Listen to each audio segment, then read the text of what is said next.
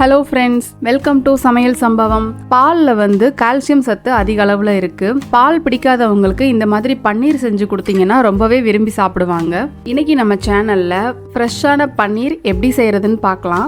நம்ம சேனலை சப்ஸ்கிரைப் பண்ணலன்னா சப்ஸ்கிரைப் பண்ணிக்கோங்க. கூடவே இருக்க பெல் ஐக்கானையும் கிளிக் பண்ணிக்கோங்க. பன்னீர் பண்ணுறதுக்கு என்னென்ன பொருட்கள் தேவைன்னு பார்த்துடலாம்.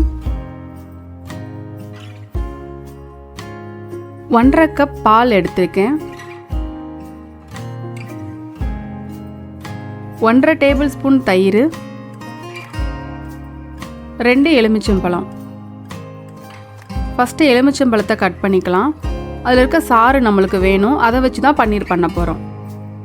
நீங்கள் பால் வாங்கும்போது பச்சை பாக்கெட் பாலோ இல்லை ஆரஞ்சு பாலோ எந்த மாதிரி வேணாலும் வாங்கிக்கிடலாம். நீங்கள் எந்தளவு திக்னஸான பால் வாங்குறீங்களோ அதுக்கேற்ற அளவு உங்களுக்கு பன்னீர் கிடைக்கும். இப்போது லெமன் ஜூஸ் ரெடி ஆகிடுச்சு. பன்னீர் செய்ய ஆரம்பிச்சிடலாம். நான் அடுப்பில் ஒரு பாத்திரம் வச்சு எடுத்து வச்சிருக்கிற பாலை உள்ளே சேர்த்துட்றேன். தண்ணி எதுவுமே சேர்க்க தேவையில்லை.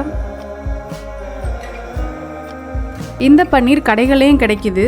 கடைகளை விற்கிற பன்னீரில் பன்னீர் செய்கிறதுக்காக வினிகர் சேர்ப்பாங்க. வினிகர் ஹெல்த்துக்கு அந்தளவு நல்லதில்லை. நம்ம வீட்டிலையே ஃப்ரெஷ்ஷான தயிர், அப்புறம் பால், எலுமிச்சம்பழம் இதை வச்சு எப்படி சூப்பராக பன்னீர் செய்கிறதுன்னு பார்க்கலாம். பால் ஓரளவு பொங்க ஆரம்பிக்கணும். லைட்டாக அந்த பபிள்ஸ் மாதிரி வரும்.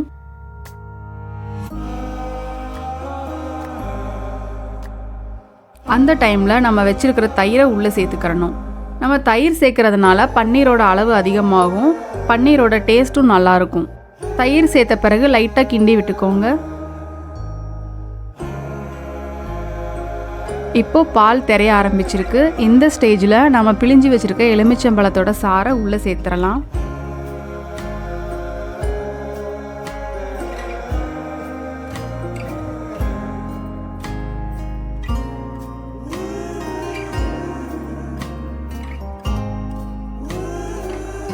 எலுமிச்சம்பழச்சாறு உள்ளே சேர்த்த பிறகு இந்த மாதிரி ரொம்பவே திரளாக, அதாவது தண்ணி தனியாக, அந்த பால் கட்டி தனியாக வரும்.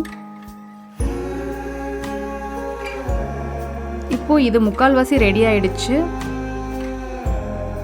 ஒரு நிமிஷம் கழிச்சு நம்ம இதை வடிகட்ட ஆரம்பிச்சிடலாம்.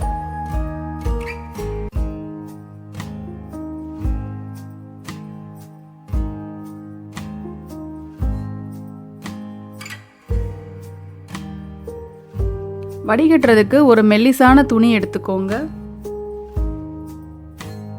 திக்கான டவல் போட்டிங்கன்னா சரியாக வடிகட்ட முடியாது. இப்போ இதில் நம்ம காய்ச்சி வச்சுருக்கோம்ல அந்த பன்னீர், அந்த தண்ணி, அதெல்லாமே உள்ளே சேர்த்துடலாம். தண்ணி எல்லாமே வடிஞ்சிருச்சு. நம்ம எலுமிச்சம்பழம் சேர்த்துருக்கிறதுனால லைட்டாக புளிப்பாக இருக்கும். அதை போக்குறதுக்காக நம்ம நார்மல் வாட்டர் ஊற்றி லைட்டாக அலசிக்க போகிறோம்.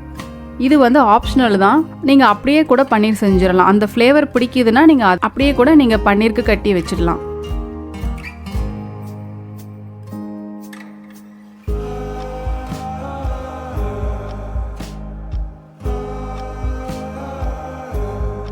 இப்போ அலசியாச்சு. இந்த மாதிரி உதிரி உதிரியாக சாஃப்டாக இருக்குது. நீங்கள் ஒரு வேளை வீட்டில் பன்னீர் புர்ஜி இல்லைனா பன்னீர் பரத்தா அந்த மாதிரி செய்கிறீங்கன்னா இந்த பக்குவமே சரியாக இருக்கும். ஆனால் பன்னீர் பட்டர் மசாலா, கடாய் பன்னீர் அந்த மாதிரி கிரேவி செய்கிறீங்க, இல்லை பன்னீர் 65 அந்த மாதிரி ரெசிபி பண்ணுறீங்கன்னா கட்டி கட்டியாக வேணும். அதுக்கு பன்னீரை நம்ம டைட் பண்ணி வைக்கணும்.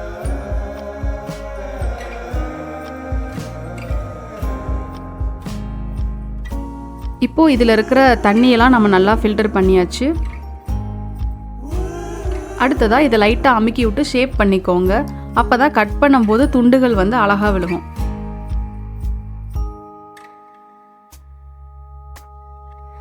இப்போ ஓரளவு ஷேப் பண்ணிட்டேன்.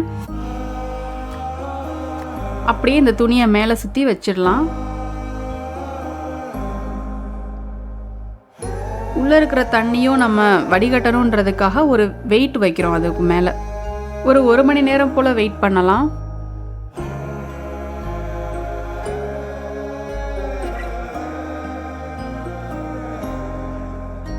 இப்போ 1 மணி நேரம் ஆயிடுச்சு. பன்னீர் எப்படி தயாராகிருக்குன்னு பார்க்கலாம்.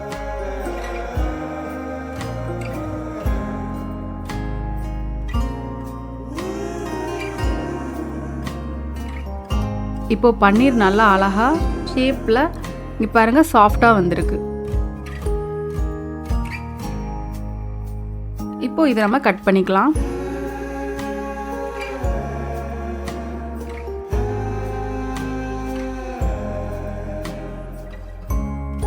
பாருங்க நல்லாவே சாஃப்டாக இருக்கு.